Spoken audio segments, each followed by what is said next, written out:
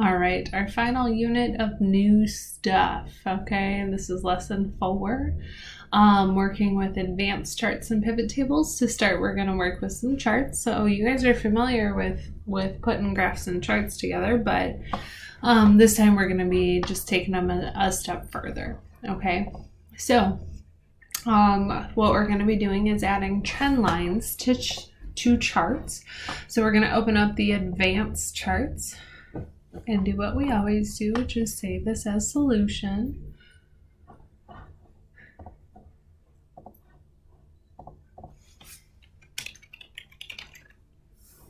Okay.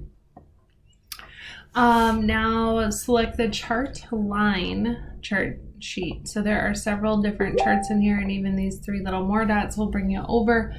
So we're looking at chart line, this one right here. So it says right click on the line for coffee and espresso, the red line.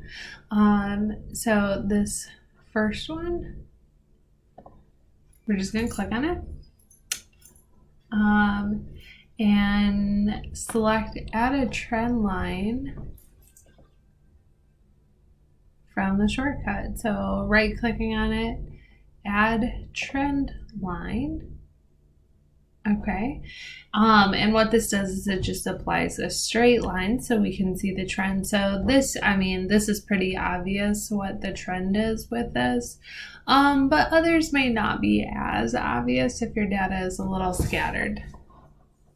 Okay, so now it says click the fill in line button in the format trend line pane. Change the trend line color to red and increase the thickness to 3 points. So we're going to come over here and we're going to change the fill of this line to red. We're going to change the width to 3 points.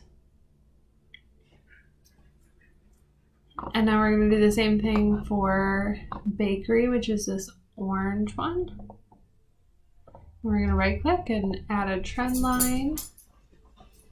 So you can see that this is very curved, whereas this is a straight line.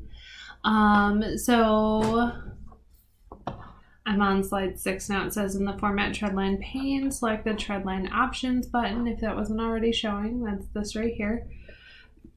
At the bottom of the pane, check the box to display equation on chart and display R squared value on chart. So it adds these pieces down here. It says relocate the text box with the equation so that it's easy to read. So it's kind of awkward right here where it is. Oh, not that one.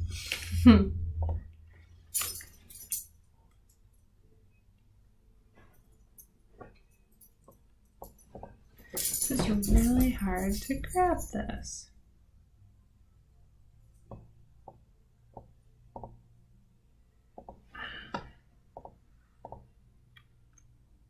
I can't just select it and use arrow keys, huh?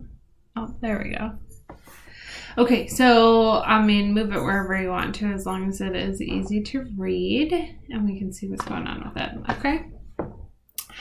Select the bakery trend line again. So this is the orange one again. In the format trend line pane, change the type line from linear to exponential. Oh, the trend line. Okay. Okay, so we're going to shift that.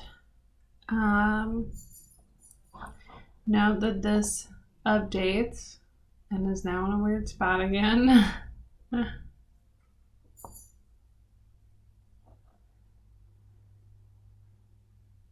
We'll put it over here.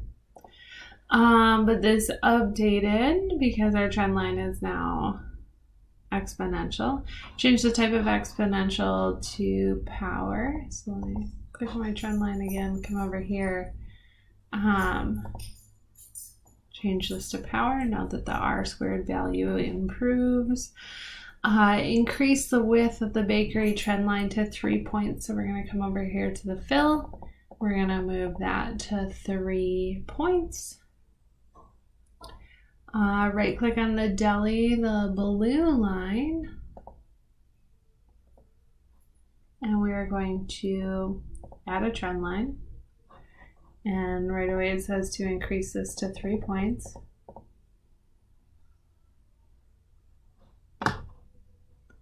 Now we're on slide 7. In the format trend line pane, change the type of line to moving average. Okay. So this line kind of ebbs and flows. You'll notice that it can't start until the second one because it's an average. So at this point there is no average because there's only one piece of data. So it kicks in at the second one.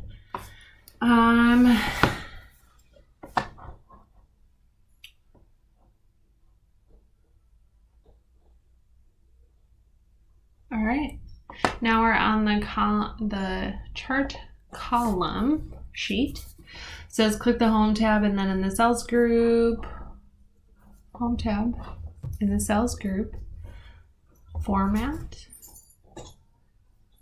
And we're going to move or copy sheet. And we're going to create a copy and press OK. So we now just have a second column. So we have the original one over here, and now we have the second one over here. Right click any of the series in the new chart.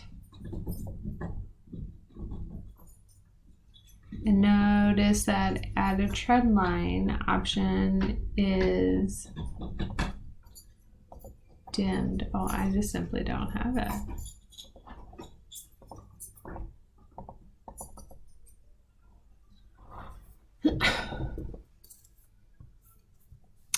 Click a blank area of the chart. Click the design tab, so chart design. Change the chart type to a 2D clustered column. So we're still on column. We're on a 2D design. So these ones, not the 3D ones. And we're looking for a clustered column. And press OK.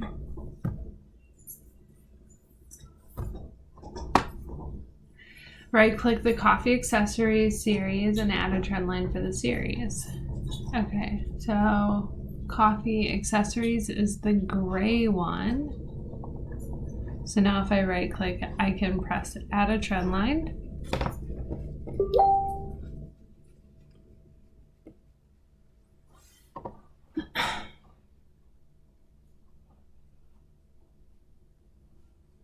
Using the format trend line pane in the trend line options section, select set intercept.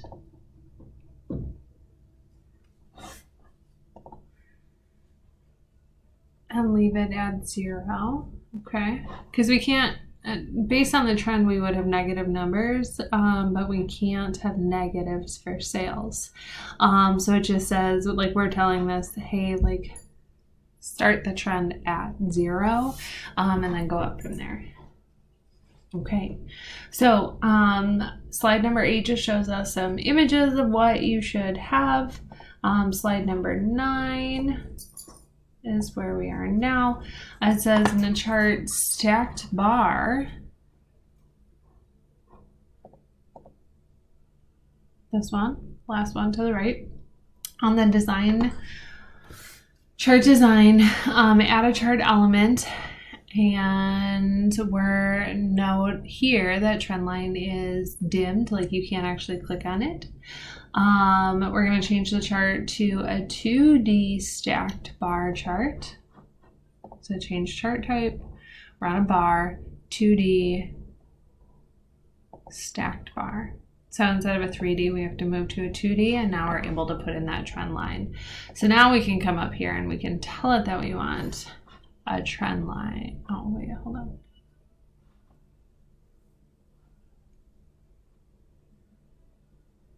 What do I have to be click at?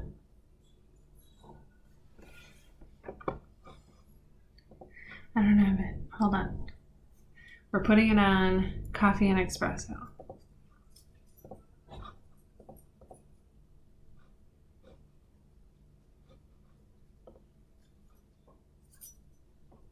Why don't I have it? Did I put it on the right one?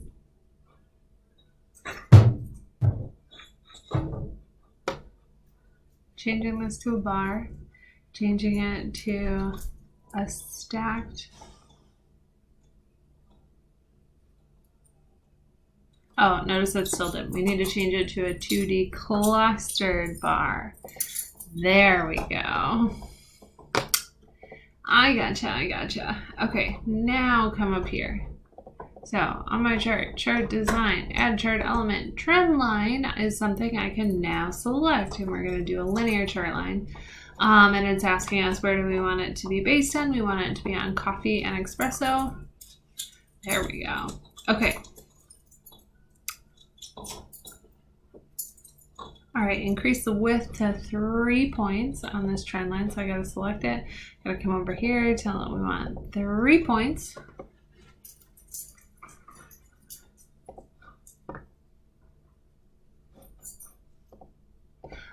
Slide number 10 just shows us a picture of what we should have.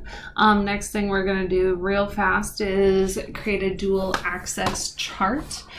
Chart that uses the left side chart as one value and the right side as a second value. So advanced chart solutions, we already have that open. We're going to go to the sales and locations worksheet. Click anywhere in the cells containing the sales and location data and press the F11 key. So again, this is not F and 1, you have to press F11 up at the top. If you do not see a line chart, then go to the design tab and change chart type and change it to a line chart. So I need to do that. I need a line chart. Okay. Right click on the line for number of locations, this orange one down here at the bottom. And then click, what do I need to do? Right click on it. Format data series.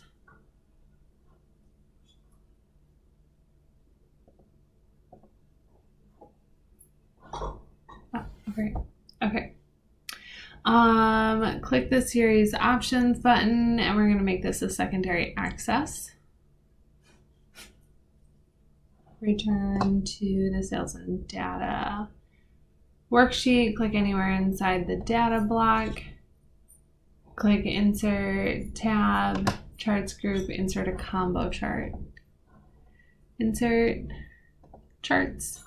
And we're going to go to all charts, and we're going to do a combo chart. And we're going to create a custom combo chart. And now I'm on our last slide here, slide number 14 for this section. And so chart dialog box for the number of locations clears. Number of locations. This is the secondary access.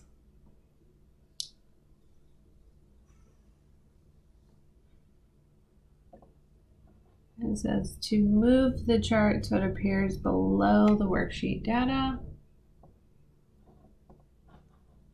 and save.